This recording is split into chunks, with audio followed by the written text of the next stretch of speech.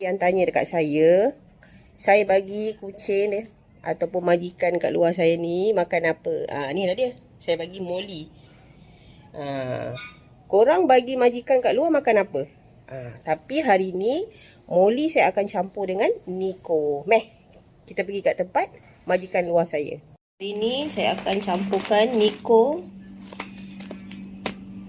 dengan moli. Alright. Untuk saya bagi dekat majikan saya yang kat luar ni. Macam ni. Okay, so kita akan buat pencampuran.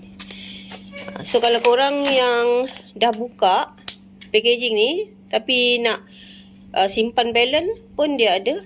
Ni. Senang. So just dia macam ada zip macam ni. Okay. Okay, jom kita buat.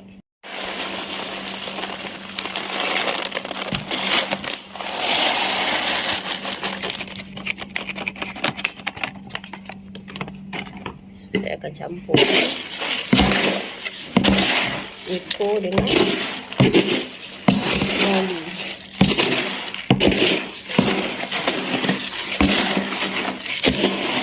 Okey, lepas tu kita masukkan dalam.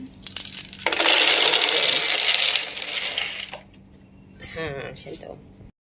So sangat menyelerakan. So majikan saya kat luar hari ni makan Kibbles moli kita campur dengan Niko. Majikan korang kat luar makan apa pula? Share sikit kat ruangan komen.